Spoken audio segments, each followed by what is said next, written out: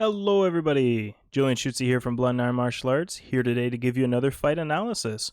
I've got my cup of coffee, so I'm ready to go. Why don't we just jump straight into it?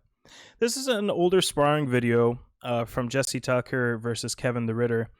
And the reason this one came to mind was it really promotes the idea of the importance of agility training, footwork, like agility training with footwork, and then just the physical literacy of knowing where your feet are and how to use them at all times.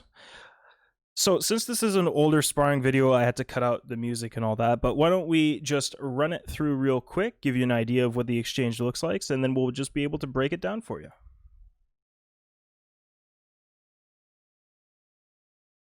Here they are on the onset, a quick exchange, an interesting little stumble there, another exchange, and then Kevin is able to break through Jesse's guard here. I'm primarily going to be talking about this little stumble back here, but why don't we start off from the beginning, because there's always interesting things to pick apart here. So Jesse here is presenting his sword in a very thrust-oriented manner. If he were to wish to cut from here, he'd have to pull back and then throw the cut. However, that point is from, the fastest way from point A to point B is a straight line, in this case a thrust. And Kevin here knows this.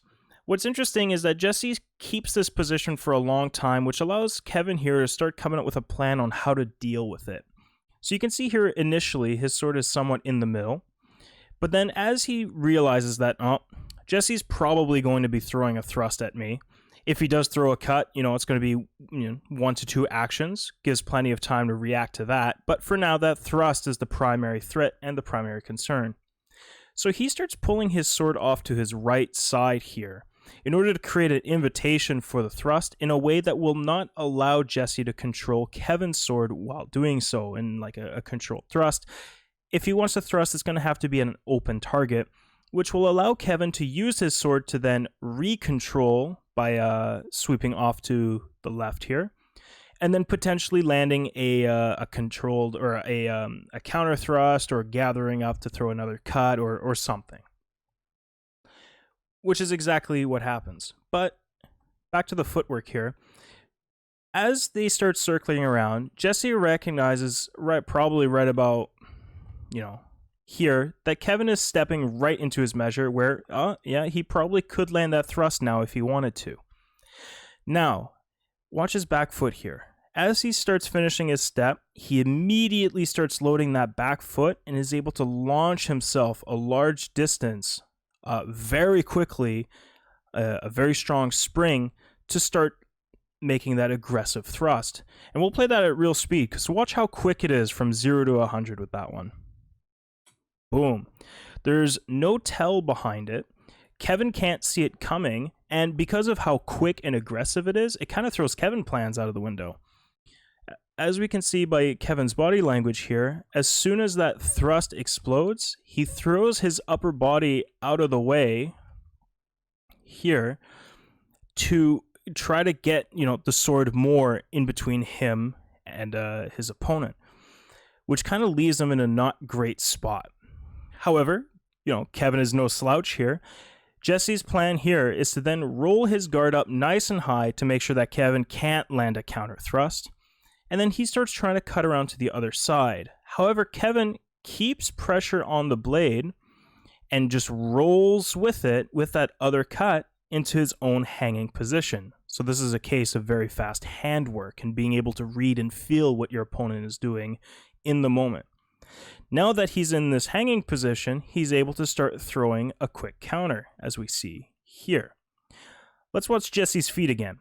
Jesse's got a ton of forward momentum going into this, and as he starts trying to work around his opponent, he recognizes, Kevin is rolling into this nice hanging position to throw a counter cut, and now you can see him plant on that front foot to then push himself back from it, because he recognizes that he has to immediately switch directions.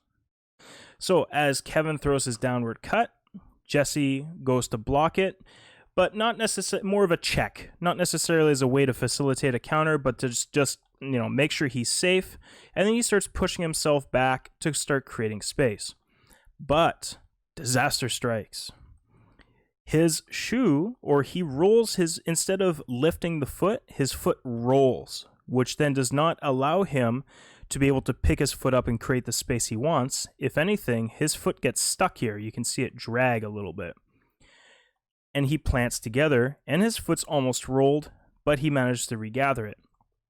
It's at this moment that Kevin here, thankfully there's a mirror so we could see it happen, decides to start pressing his advantage because he recognizes, oh, my opponent is starting to step away and he checked my attack. So he's on the defensive. It's my time to then seize the initiative, seize the vor, and, start pressing my advantage. Unfortunately for Jesse, his feet are stuck together because of a snafu from just a little bit prior.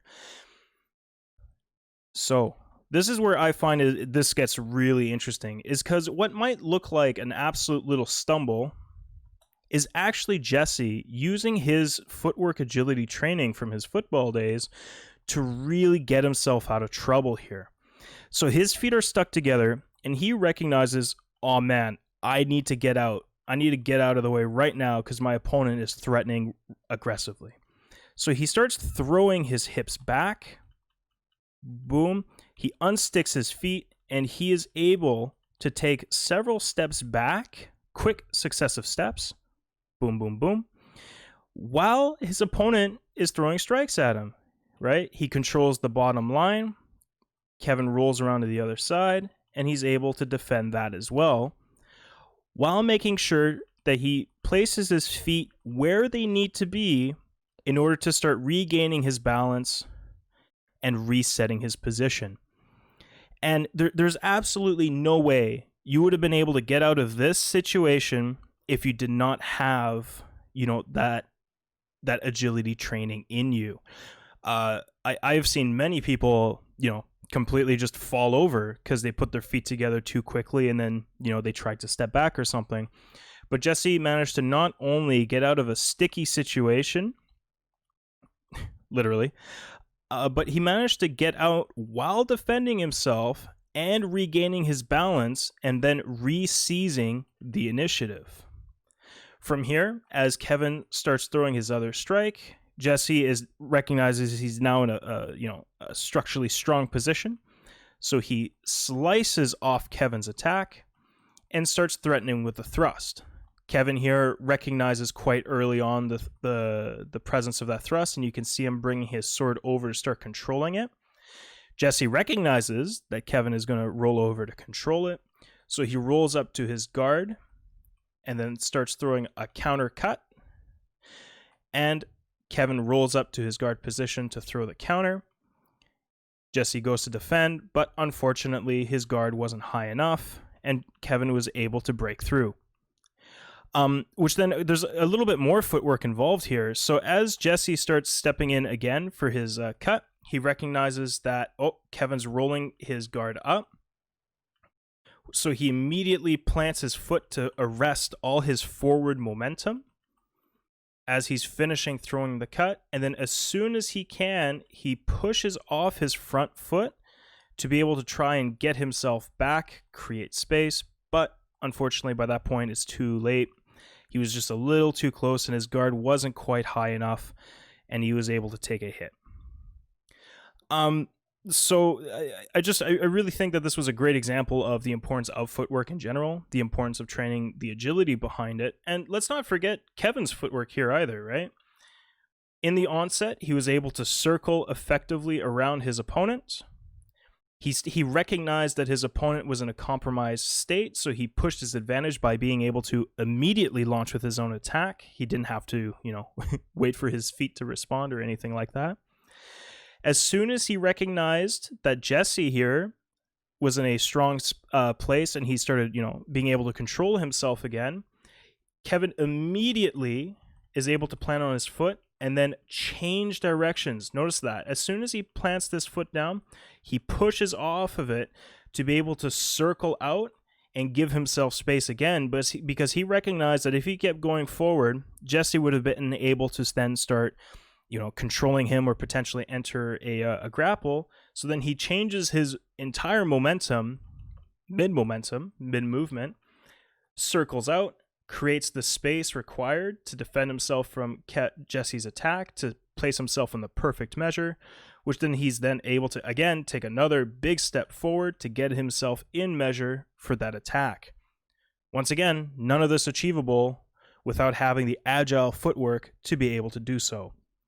So, as boring as footwork is to train, it is one of the most important things to train in a sword fight. Otherwise, you got two people just literally standing there swinging swords around, much akin to perhaps a Star Wars Episode 3 moment.